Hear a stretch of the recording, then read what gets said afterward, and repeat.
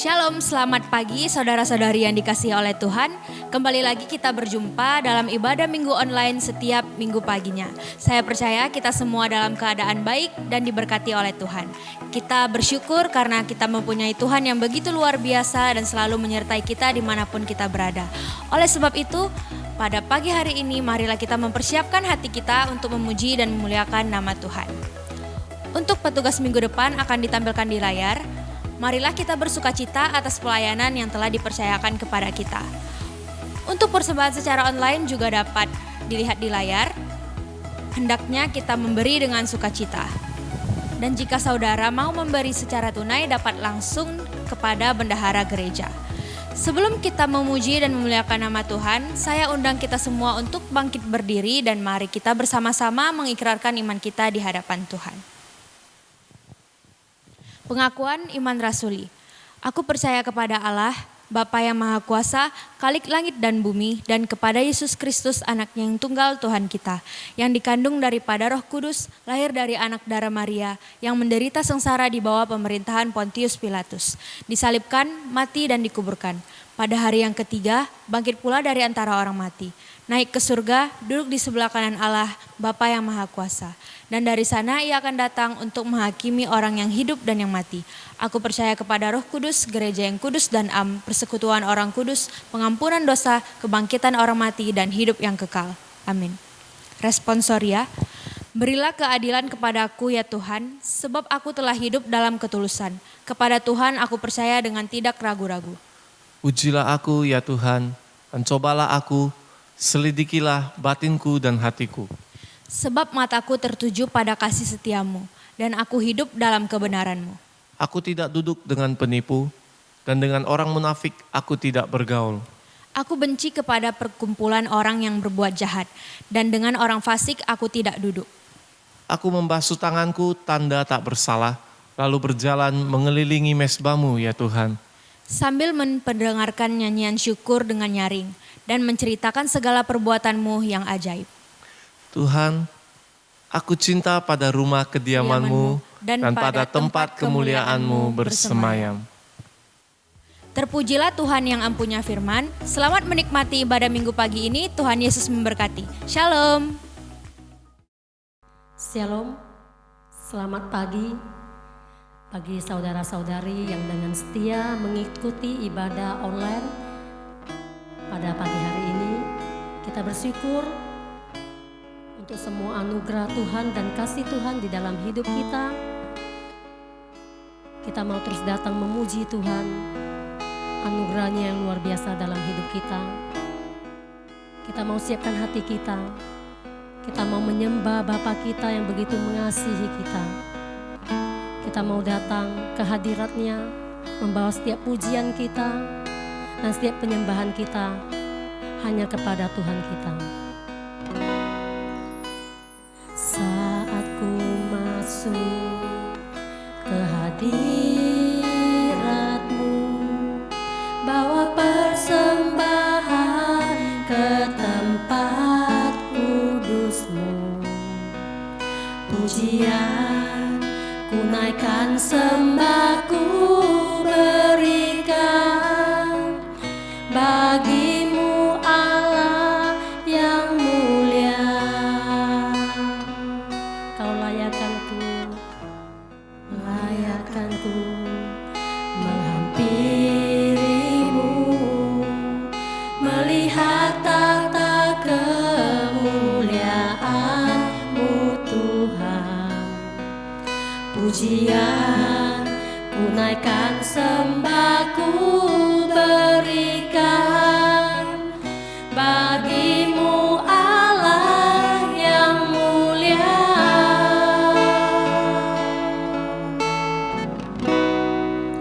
Oleh kuasa darah-Mu, Kau telah tebus dosaku. Kekudusan-Mu melimpah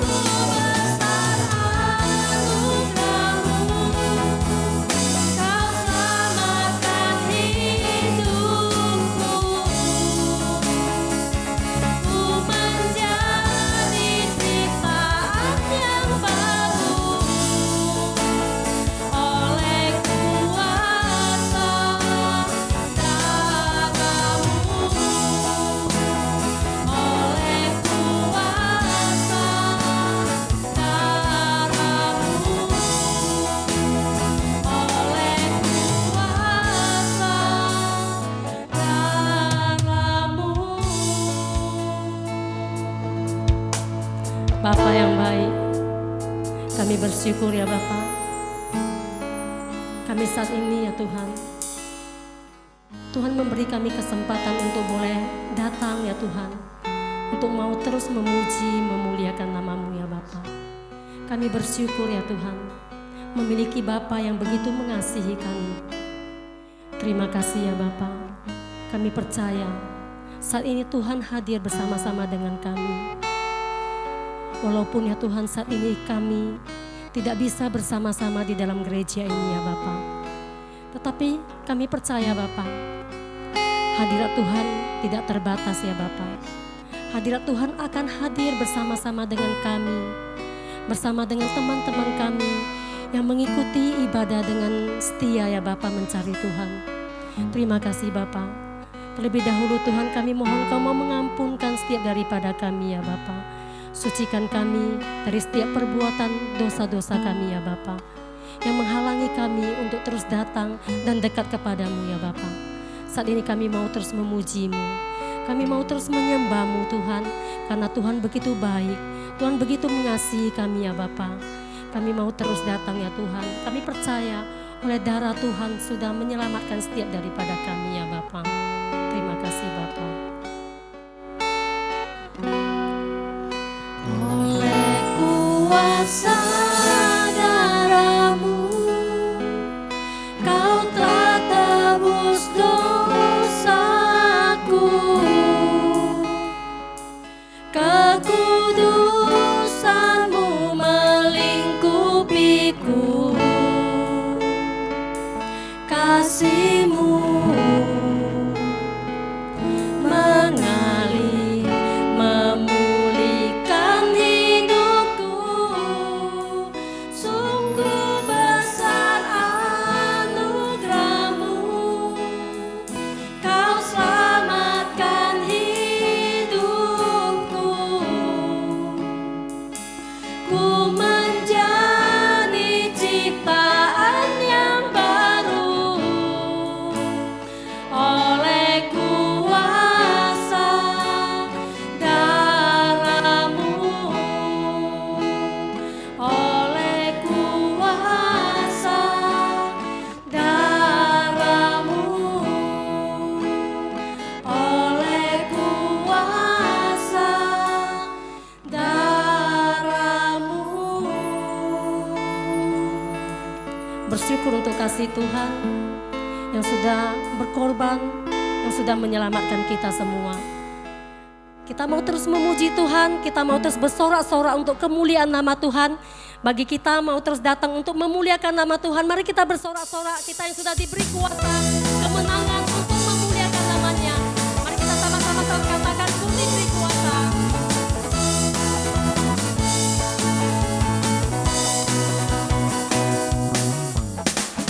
Diberi kuasa Raja mulia, menaklukkan musuh di bawah kaki. Ku pakai kuasa Raja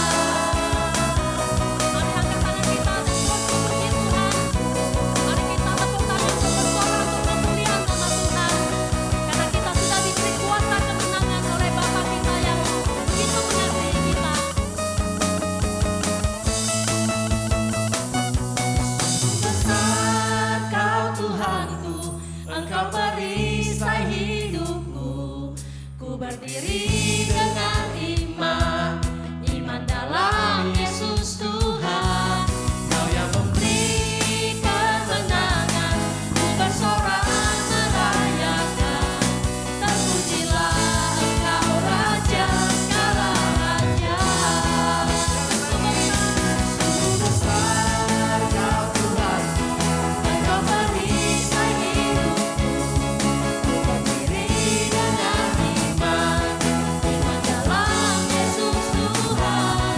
Kau yang memberi kemenangan, ku bersorak merayakan. Terpujilah Engkau Raja segala raja. Terpujilah Engkau Raja segala raja. Terpujilah Engkau Raja segala raja. Kita bersorak-sorak untuk kemuliaan nama Tuhan. Jemaat dipersilakan duduk kembali. Kita semua yang ada di rumah, kita bersyukur karena anugerah Tuhan, kasih Tuhan yang sudah kita terima. Kita bersyukur pada pagi hari ini, sampai saat ini, kita tetap dikaruniakan kesehatan oleh Tuhan. Berkat yang paling indah, yaitu kita boleh mengenal Bapa yang begitu mengasihi kita. Tuhan yang selalu ada, yang tidak pernah meninggalkan kita, yang selalu ada saat kita selalu mencarinya. Saat ini kita mau terus memuji Dia, memuliakan namanya. Mari kita sama-samakan katakan, 不是的黑夜里，我要星星画出你，你的恩典如真心，让我真实的见到你，在我的歌声里，我要应付赞美你，你的美好是我今生颂扬的。这一生最美的祝福，就是能认识主耶稣。这一生最美的祝福，就是能信靠主耶稣。坐在高山深谷，他会帮我同行。我知道这是最美的祝福。 mari kita tundukkan kepala kita. Mari kita merenungkan apa yang sudah Tuhan berikan di dalam hidup kita. Kita tundukkan kepala kita, kita menyerahkan hati kita kepada Tuhan. Dan kita merasakan, merenungkan hari-hari yang sudah Tuhan berikan di dalam hidup kita. Walaupun saat ini di mana kita menghadapi begitu banyak kesulitan karena pandemi yang ada di negeri kita. Tapi kita mau terus bersyukur karena kita memiliki Bapa yang selalu mengasihi kita. Kita bersyukur saat ini kita boleh mengenal Tuhan sebagai Bapa kita.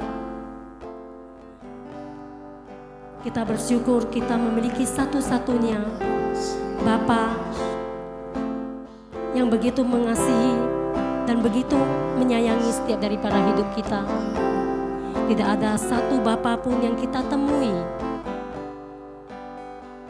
Hanya Yesus yang ada, yang selalu mengasihi kita, yang selalu ada di saat kita mencari Dia. Mari kita serahkan semua apa yang menjadi beban berat dan pergumulan kita semua di dalam tangan Bapa yang mengasihi kita.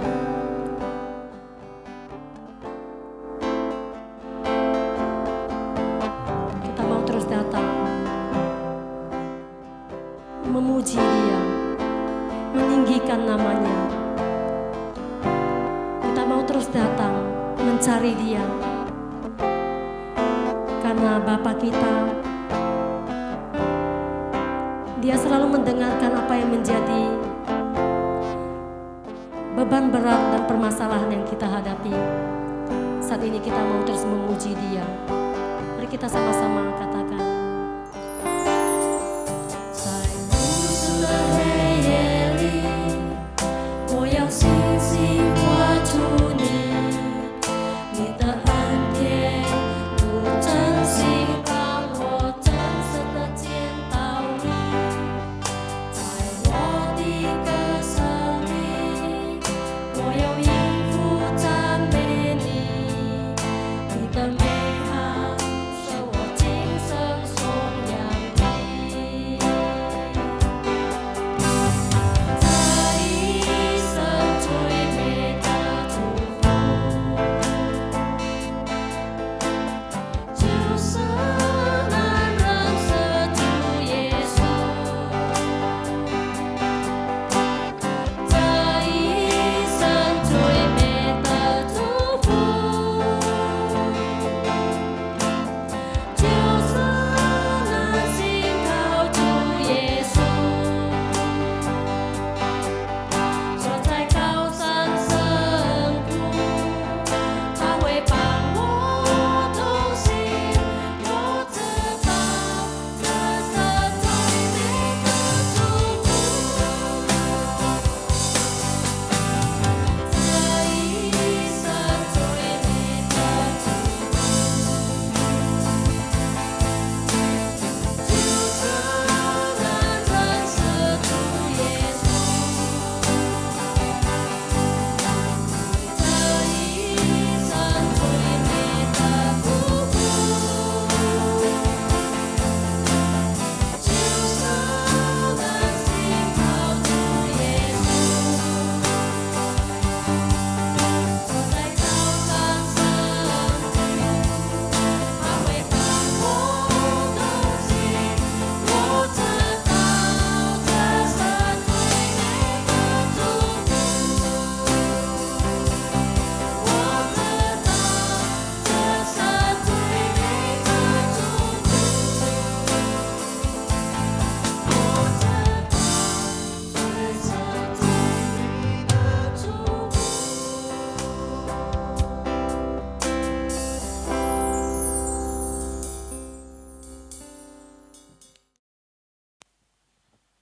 Selamat pagi Bapak Ibu Saudara-saudari yang terkasih dalam Yesus Kristus. Kita akan sama-sama merenungkan firman Tuhan pada pagi hari ini. Mari kita terlebih dahulu bersatu di dalam doa. Tuhan, kami sudah memuji Engkau. Dan saat ini kami mau mendengarkan firman-Mu. Tuhan, kiranya Engkau yang berkuasa atas hati dan pikiran kami. Sehingga pada pagi hari ini kami bisa dengan sikap hormat dan rasa takut akan Tuhan dalam mendengarkan firman-Mu. Jaga hati dan pikiran kami, jauhkan kami dari godaan dan gangguan yang membuat kami tidak fokus mendengarkan firman-Mu. Hamba-Mu juga mau serahkan diri hamba-Mu ke dalam tangan-Mu. Tuhan, Engkau pakai hamba-Mu dengan sederhana memberitakan akan kebenaran firman-Mu. Kami mau serahkan waktu ini ke dalam tangan-Mu. Terima kasih Tuhan. Inilah doa kami. Dalam nama Tuhan Yesus kami berdoa. Amin. Bapak, Ibu, Saudara-saudari, kita akan sama-sama merenungkan satu tema firman Tuhan, yaitu melatih kesalehan hidup. Melatih kesalehan hidup. Di dalam bahasa Inggrisnya itu train yourself to be godly.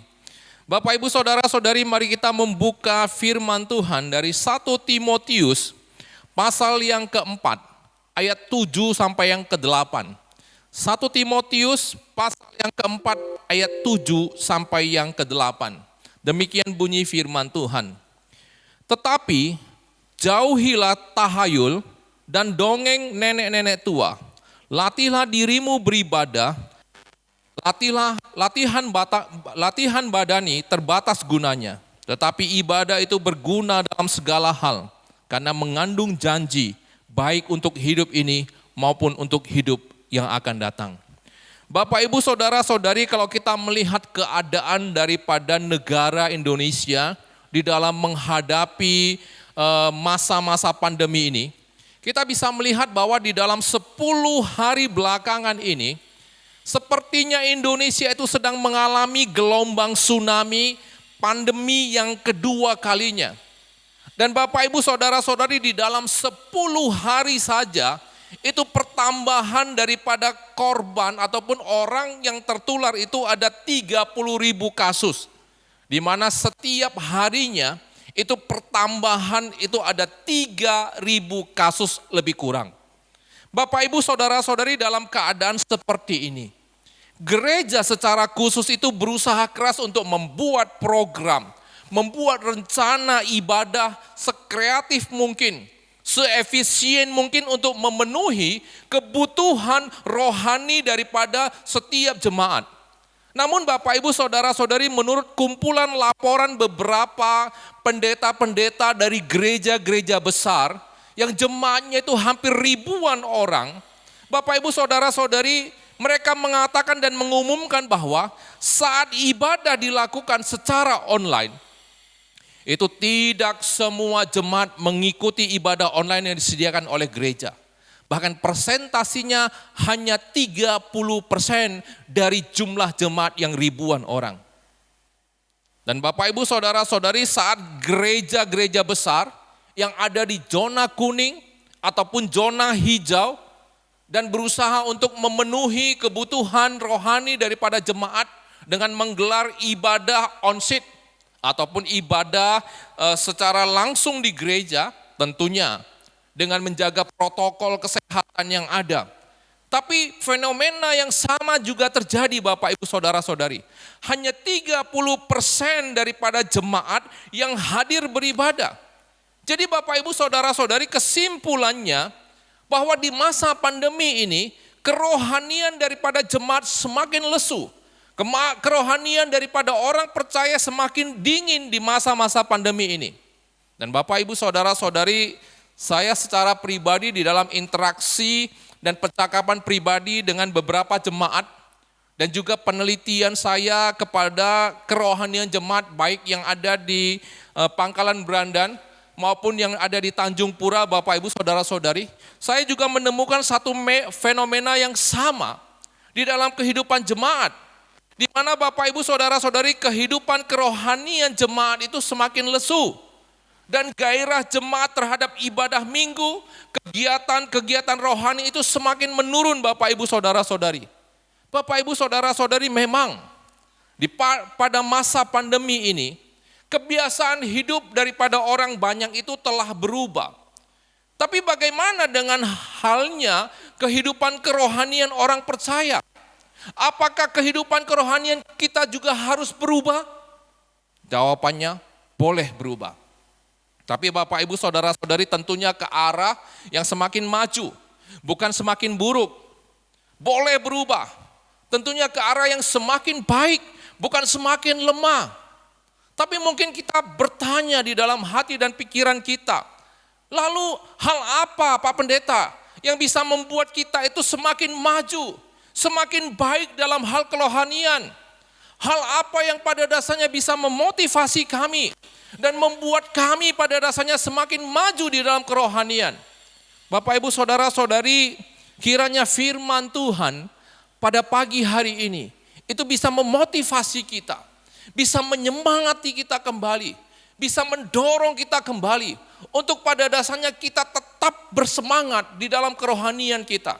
Bapak, Ibu, Saudara-saudari, ayat firman Tuhan pada pagi hari ini mau mengatakan kepada kita bahwa orang percaya harus melatih diri di dalam ibadah. Kenapa? Karena ibadah itu dikatakan firman Tuhan berguna di dalam segala hal. Ibadah itu mengandung janji. Dan ibadah itu untuk kehidupan saat ini maupun kehidupan yang akan datang. Sekali lagi saya tekankan, firman Tuhan mau mengatakan kepada kita pada pagi hari ini bahwa orang percaya harus melatih diri di dalam ibadah. Kenapa? Karena ibadah berguna dalam segala hal. mengandung janji untuk hidup kita sekarang ini dan juga hidup yang akan datang. Bapak, Ibu, Saudara-saudari, hari Kamis yang lalu, saya itu pergi ke satu toko untuk mencari satu barang yang saya butuhkan. Dan kebetulan memang toko itu adalah toko daripada family jemaat kita, yang juga merupakan orang tua murid daripada sekolah kita. Bapak, Ibu, Saudara-saudari, pada saat itu terjadilah perbincangan, ya, saya dengan orang tua murid itu, dan dia mengatakan fenomena daripada perilaku anaknya yang baru berumur 8 tahun. Dia mengatakan demikian kepada saya. Dia katakan bahwa saat sekarang ini anaknya itu pada saat orang tua memintanya untuk menyelesaikan tugas sekolah, ya, anak ini selalu pada dasarnya meminta reward, meminta hadiah dari orang tua untuk supaya dia bisa segera menyelesaikan tugas tersebut. Dan Bapak, Ibu, Saudara-saudari, saat orang tua itu mengiyakan untuk memberikan reward kepada dia, maka anak ini pada dasarnya akan dengan semangat dan cepat menyelesaikan tugas sekolahnya. Tapi pada saat orang tua itu tidak mengiyakan akan reward atau hadiah yang diminta oleh anak, maka Bapak, Ibu, Saudara-saudari, anak ini pada dasarnya dia akan ogah-ogahan atau bermalas-malasan, sepertinya tidak mau menyelesaikan yang menjadi kewajibannya. Bapak, Ibu, pada saat itu saya memberikan masukan kepada orang tua siswa tersebut. Saya katakan bahwa anak itu tidak boleh terus diberikan reward atas tanggung jawab yang memang harus dia lakukan. Tapi anak harus dididik untuk bertanggung jawab atas tanggung jawab dirinya. Bapak, Ibu, Saudara-saudari, selaku orang percaya, selaku orang yang percaya kepada Tuhan, melatih diri di dalam ibadah itu adalah kewajiban yang harus kita lakukan. Mengapa? Karena pada dasarnya Bapak, Ibu, Saudara-saudari, kita tahu bahwa kita itu dulunya adalah orang yang berdosa, yang telah diselamatkan oleh Tuhan dari belenggu dosa. Dan Bapak, Ibu, Saudara-saudari, kita harus ingat bahwa di dalam diri kita itu ada keterikatan kepada kedagingan yang tetap harus dilepaskan.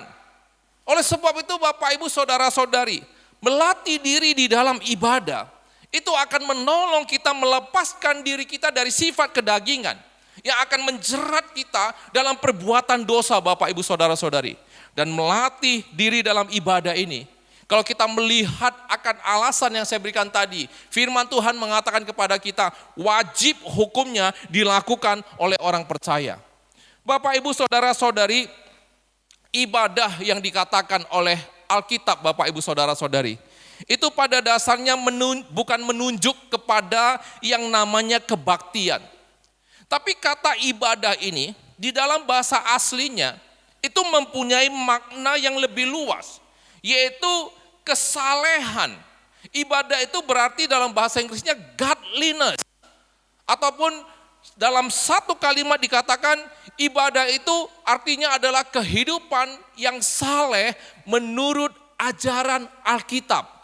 Bapak, Ibu, Saudara-saudari, kalau kita melihat satu kata yang lain, di mana Paulus mengatakan latihlah dirimu, di sini juga merupakan satu kata perintah aktif, Bapak, Ibu, Saudara-saudari. Itu menunjuk kepada satu keharusan, dan itu menunjuk kepada kedisiplinan yang harus dimiliki oleh seorang atlet. Jadi Bapak, Ibu, Saudara-saudari, kalau kita tahu bahwa ada istilah gym pada saat ini, ya, gym itu pada dasarnya berasal daripada kata asli ini, Bapak, Ibu, Saudara-saudari, di mana artinya sesungguhnya adalah latihan fisik yang berhubungan dengan kesimetrisan bentuk daripada otot dan tubuh. Dan Bapak, Ibu, Saudara-saudari, bagi seorang atlet, Bapak, Ibu, Saudara-saudari, mereka itu memerlukan kedisiplinan di dalam latihan. Bagi seorang atlet, mereka harus disiplin di dalam menjaga makanan. Bagi seorang atlet, mereka harus disiplin di dalam hal olahraga, Bapak, Ibu, Saudara-saudari. Maaf, di dalam hal istirahat, Bapak, Ibu, Saudara-saudari. Dengan demikian, barulah dia akan menjadi seorang atlet yang profesional. Di sini Paulus mengatakan kepada kita bahwa latihlah diri kita di dalam beribadah. Paulus mau kita pada dasarnya menjadi saleh di dalam hal ibadah. Bapak, Ibu, Saudara-saudari, tadi ada bicara tentang gym begitu ya. Saya teringat dulunya masa saya itu rutin dan pernah ikut gym selama 1,5 tahun begitu. Dan Bapak, Ibu, Saudara-saudari, saya tidak tahu, Anda pernah tahu enggak kalau saya itu pernah six pack seperti ini. Ya. Dulunya saya pernah six pack seperti ini. Saya yakin Anda tidak percaya. Karena Anda enggak pernah melihat saya buka baju. Kalau Anda tidak percaya, tanya kepada Semu. Semu juga pasti mengatakan tidak. Ya, sebenarnya six pack-nya bentuknya ya enggak nonjol kali begitu Bapak Ibu.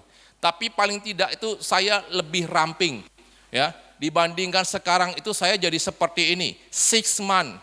Itu juga bukan salah saya Bapak Ibu Saudara-saudari, itu salah Pak Wawa yang sering ajak saya itu pergi makan Bapak Ibu Saudara-saudari.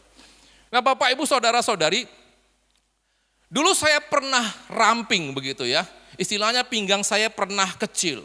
Nah Bapak Ibu Saudara-saudari, apa yang bisa membuat saya menjadi ramping? Sesungguhnya ada satu hal yang memotivasi saya. Yaitu pada dasarnya dulu itu tren zaman di mana orang-orang pakai celana slim fit begitu ya. Jadi pinggang saya yang besar, pinggang saya yang gemuk itu tidak bisa pakai celana slim fit Bapak Ibu. Enggak ada ukuran slim fit itu yang pada dasarnya 40 ya. Itu sama saja dengan celana ya yang besar begitu. Jadi Bapak Ibu Saudara-saudari, saya punya impian bisa memakai celana slim fit sehingga saya ingin untuk mempunyai perut yang ramping. Kemudian saya juga bertekad, saya disiplin dalam latihan. Dan Bapak Ibu tahu, pada saat saya fitness itu saya sit up itu sebanyak 200 kali Bapak Ibu. Dan bahkan pada saat saya sit up itu saya masih menaruh lempengan daripada barbel itu yang berat supaya badan saya naik itu bisa lebih berat, supaya otot daripada perut itu bisa terlatih dengan lebih banyak dan sempurna. Dan Bapak Ibu Saudara-saudari tahu juga saya itu disiplin di dalam hal menjaga makanan. Sampai-sampai Bapak Ibu tahu, setiap makanan yang saya mau masukkan ke dalam mulut saya tahu itu kalorinya berapa Bapak Ibu. Saya hitung keluarnya berapa, masuknya berapa Bapak Ibu Saudara-saudari. Sehingga saya itu pada dasarnya dengan kedisiplinan dan yang ada itu saya mengontrol ya semuanya. Baik itu latihan, baik itu makanan yang ada Bapak Ibu Saudara-saudari. Dan hal inilah yang pada dasarnya itu bisa membuat perut saya itu ramping. Tapi sekarang Bapak Ibu Saudara-saudari, jujur saya katakan, saya jadi 6 month itu Bapak Ibu Saudara-saudari. Itu karena pada dasarnya saya tidak lagi disiplin. Disiplinnya sudah hilang. Di dalam hal yang namanya latihan tidak ada lagi. Di dalam hal yang namanya kontrol dalam makanan tidak lagi dijaga Bapak Ibu Saudara-saudari. Sehingga tidak heran kalau sekarang itu jadi 6 month. Jadi Bapak Ibu Saudara-saudari, sesungguhnya apa yang mau dikatakan oleh Paulus itu juga, dia mau mengatakan untuk menjadi saleh di dalam kehidupan kerohanian kita, kita juga harus disiplin di dalam apa? Menjalankan kehidupan agama kita.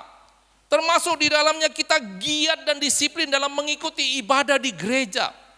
Kita disiplin dalam menjalankan kewajiban-kewajiban agama kita Bapak Ibu Saudara-saudari. Termasuk memberikan persembahan kepada Tuhan. Kita disiplin dalam membaca firman Tuhan. Dan bukan hanya dibaca, tapi kita juga disiplin di dalam kita menjalankan firman itu. Sehingga Bapak Ibu Saudara-saudari, kedagingan kita itu pada dasarnya akan menjadi manusia yang lebih rohani.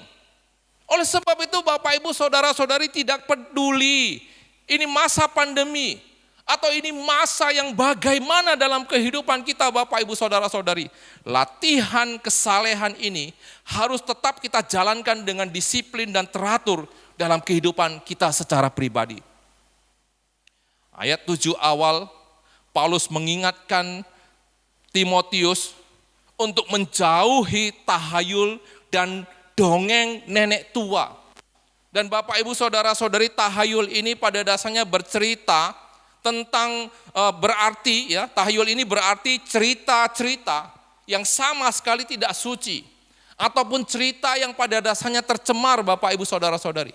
Dan dongeng ini pada dasarnya mau mengatakan satu cerita isapan jempol yang bersifat turun-temurun yang diceritakan oleh para wanita tua. Di mana tahayul dan juga dongeng ini sesungguhnya dikatakan oleh Paulus mengarah kepada ajaran sesat pada saat itu yang diajarkan. Di mana ajaran ini melarang orang menikah. Karena mereka menganggap hubungan suami istri dalam pernikahan itu pada dasarnya adalah dosa badani. Mereka juga mengajarkan pada saat itu orang untuk melarang makanan yang diciptakan oleh Allah. Karena mereka menganggap bahwa itu mengandung dosa bendani Bapak Ibu. Mengandung dosa bendani. Jadi Bapak Ibu Saudara-saudari, pada saat sekarang ini, di dalam kehidupan orang percaya, memang tidak ada lagi ajaran sesat seperti ini yang beredar. Tapi kita harus tahu bahwa tahayul dan dongeng nenek tua ini adalah satu sarana yang dipakai oleh iblis untuk menyesatkan orang-orang percaya pada saat itu. Dan Bapak Ibu Saudara-saudari pada zaman sekarang ini, terlebih khusus bagi orang percaya, mungkin iblis tidak menggunakan sarana ini, tapi iblis bisa menggunakan sarana yang lain untuk menyesatkan kita supaya kita tidak menjadi saleh. Saya kasih contoh Bapak Ibu Saudara-saudari. Di masa-masa pandemi ini kita kebaktian di rumah. Saya percaya di dalam suara hati Anda ataupun di dalam suara kecil Anda itu ada bisikan-bisikan. Karena bisikan-bisikan ini juga saya alami yang pada dasarnya membisik dan menggoda kita.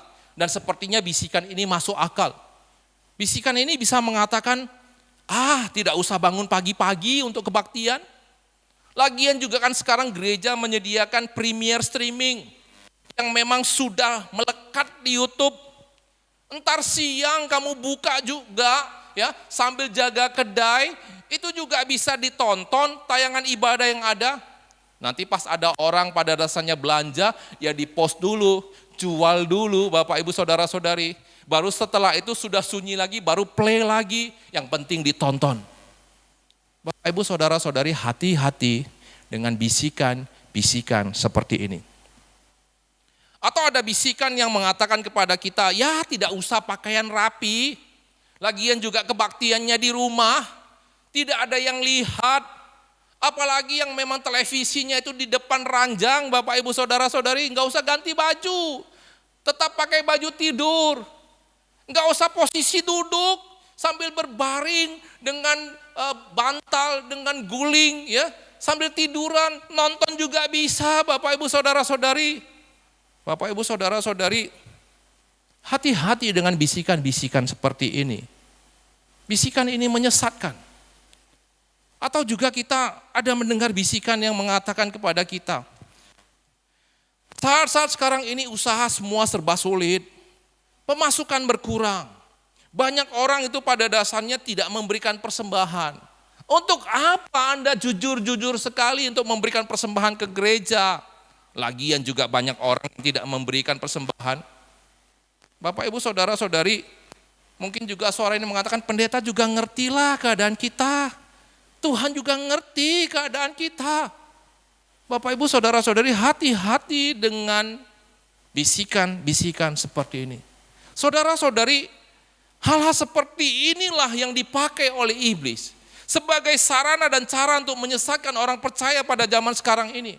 Dan untuk menang atas perihal menyesatkan ini, maka kita harus terus melatih kesalehan kita. Sehingga kita itu bisa mengerti kehendak Allah dalam kehidupan kita. Dan apa yang tidak boleh kita lakukan dalam kehidupan kita, Bapak Ibu Saudara-saudari.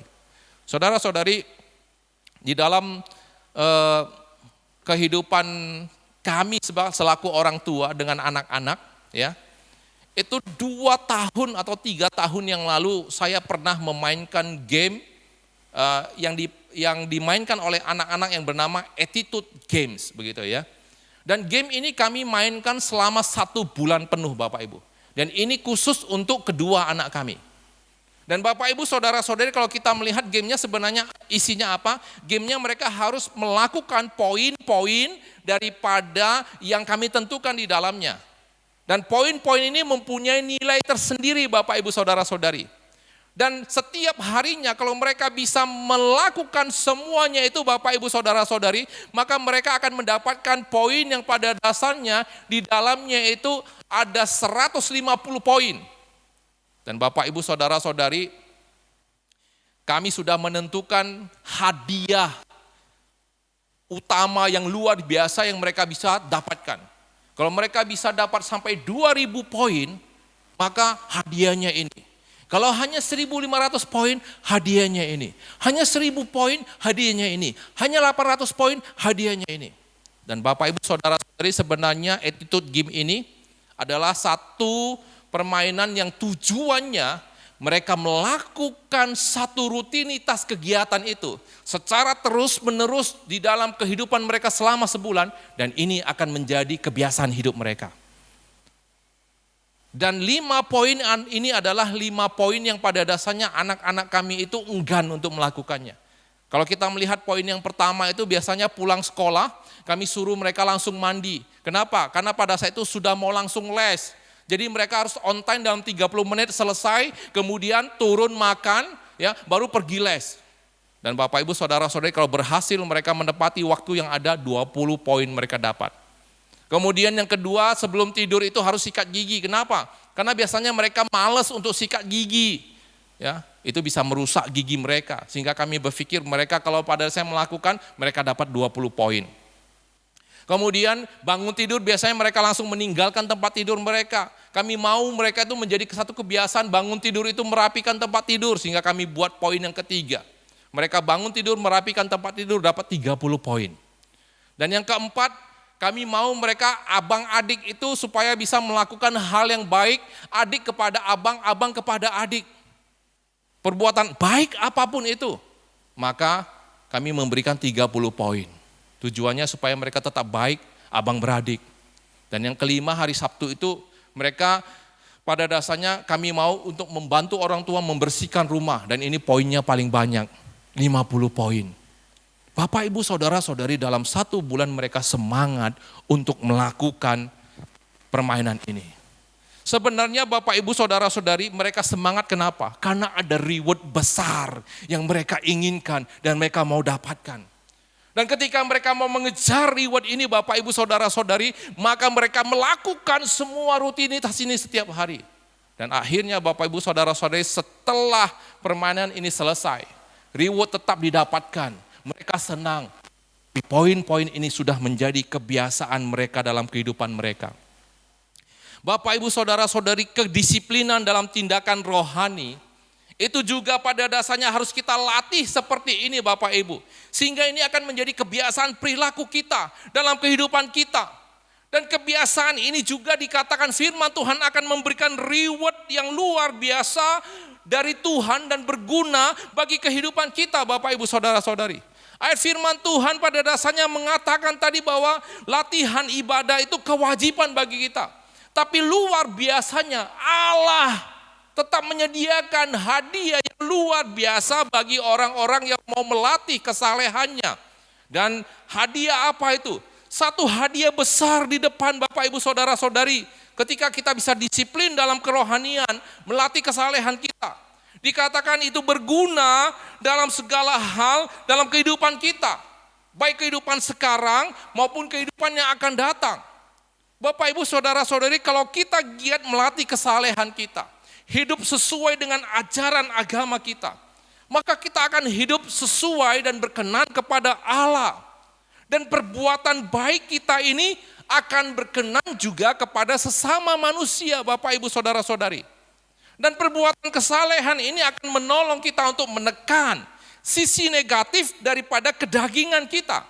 Dan akan menjauhkan kita dari perbuatan dosa Bapak Ibu Saudara-saudari. Dengan demikian Bapak Ibu Saudara-saudari, itu akan mempermudah kehidupan kita itu di dalam masyarakat. Bahkan Tuhan akan memberkati kita dalam kehidupan kita saat ini masih di dunia. Sedangkan firman Tuhan mengatakan kepada kita juga bahwa ada reward di depan.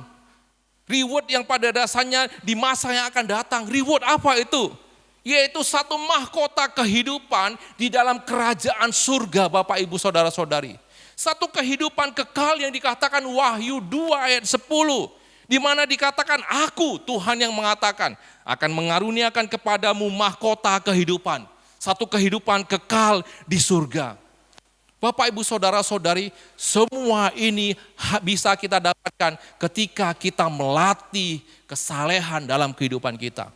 Bapak, Ibu, Saudara-saudari, sebagai akhir daripada firman Tuhan ini, saya mau memperlihatkan satu video di mana ada seorang pria yang beratnya 300 kilo itu. Dia bertekad untuk menguruskan dirinya. Dan bagaimana dia melaksanakannya, itu direkam dalam satu video singkat Bapak Ibu. Saya akan hanya menampilkan sebagian daripada video ini saja. Bapak Ibu, beratnya 300 kilo. Bayangkan dagingnya begitu banyak begitu ya. Lihat bagaimana dia berusaha keras dalam olahraga. Baru 2 kali gerakan saja sudah kelelahan. Untung ada pacar setia atau mungkin istri yang baik yang selalu mengelap keringatnya sebagai motivasi.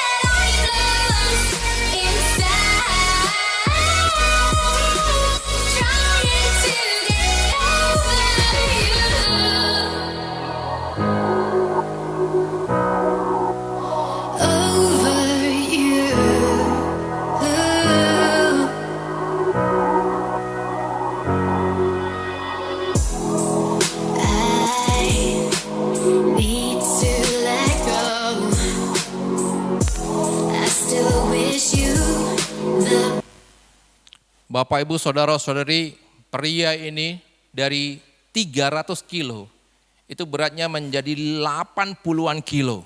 Dan ini dilakukan selama berbulan-bulan, selama berhari-hari, dengan kedisiplinan latihan, kedisiplinan olahraga, kedisiplinan mengontrol makanan. Kalau kita melihat dia uji yang ada, dan juga kedisiplinan dalam istirahat.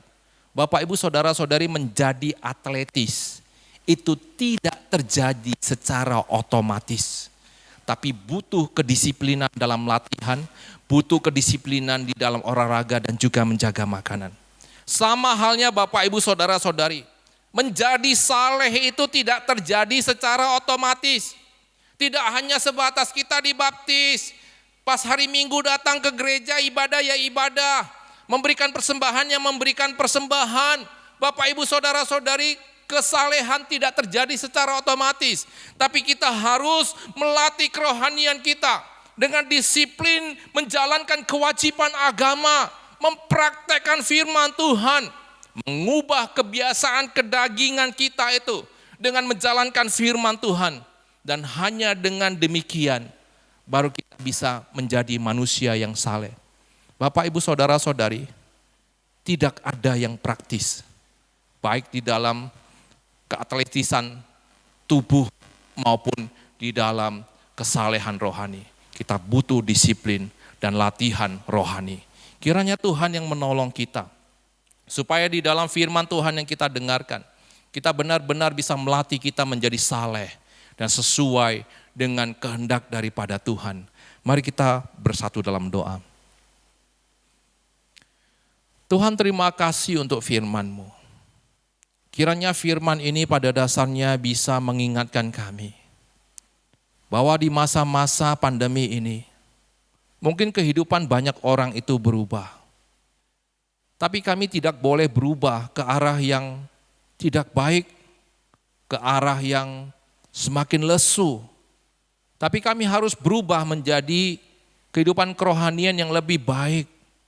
dan yang pada dasarnya lebih mengarah kepada Tuhan.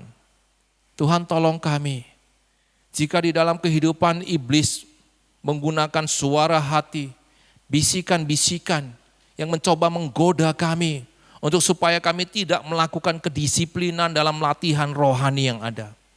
Tapi Tuhan ingatkan kami dengan firman Tuhan ini, sehingga Tuhan kami benar-benar bisa menjadi manusia yang saleh, seperti yang dikehendaki oleh Tuhan. Tuhan pimpin kehidupan setiap di antara kami. Kami bisa menjaga kehidupan kerohanian kami. Tuhan, pada saat ini juga kami terus berdoa untuk jemaat. Jemaat yang ada daripada Pangkalan Brandan dan juga untuk jemaat Tanjung Pura. Tuhan, di masa-masa pandemi ini, di mana kami melihat penularan semakin banyak, dan ini juga semakin membahayakan setiap di antara kami. Tuhan, mohon belas kasihan daripada Engkau. Lindungilah kami setiap di antara jemaat. Jauhkan kami dari bahaya yang ada Tuhan. Dan juga Tuhan berkati kami di dalam segala kebutuhan kami. Tuhan juga yang berkati kami dengan kesehatan yang ada. Pada saat ini untuk jemaat-jemaat yang sakit, untuk Ibu Diana, Tuhan yang terus hiburkan, kuatkan. Dan juga kami mohon mujizat daripada Tuhan untuk menyembuhkan dia. Dan juga untuk Pak Moran, kami juga doakan supaya Tuhan senantiasa terus memberkati kehidupannya. Tuhan juga yang menolong dia di dalam segala kendala dan sakit penyakit yang ada dalam tubuhnya. Dan juga kami terus berdoa untuk jemaat-jemaat yang lemah tubuh, Acik Bijaya, Ai Julina, dan juga untuk Aitani dan Acik Dahlan. Kami hanya mau serahkan ke dalam tangan-Mu. Tuhan yang pada dasarnya terus menyertai mereka dalam kehidupan mereka setiap hari. Tuhan yang terus memimpin mereka dalam kehidupan mereka. Terima kasih Tuhan. Sertai kami dalam kehidupan kami. Inilah doa kami. Di dalam nama Tuhan Yesus Kristus kami berdoa. Amin. Bapak, Ibu, Saudara-saudari, kita akan mengakhiri kebaktian kita. Mari kita bangkit berdiri. Mari kita sama-sama mengucapkan doa Bapa kami. 我们在天上的父，愿人都尊父的名为圣，愿父的国降临，愿父的旨意行在地上，如同行在天上。我们日用的饮食，今日赐给我们，赦免我们的罪，如同我们赦免的罪我们的人，不叫我们一见试探，拯救我们脱离凶恶。因为国度、权柄、荣耀，全是父的，直到永远。阿门。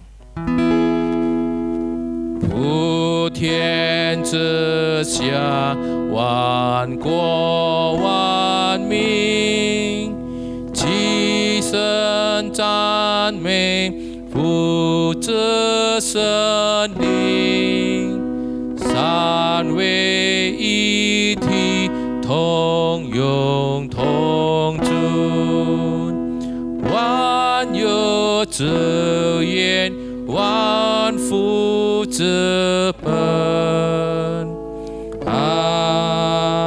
Amin. Mari kita terima berkat daripada Tuhan saja。但愿我主耶稣基督的恩惠，天父上帝的慈爱，以圣灵的感动，常与我们同在，从今时直到永永远远。Kiranya kasih karunia daripada Tuhan kita Yesus Kristus, pengasihan dari Allah Bapa, persekutuan dengan Roh Kudus yang senantiasa menyertai kita sekalian, mulai saat ini, besok sampai selama-lamanya. Amin. Amin. Amin. Amin.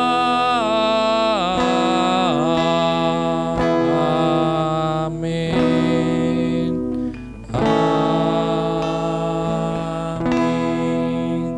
Silakan duduk saat teduh Bapak Ibu Saudara-saudari.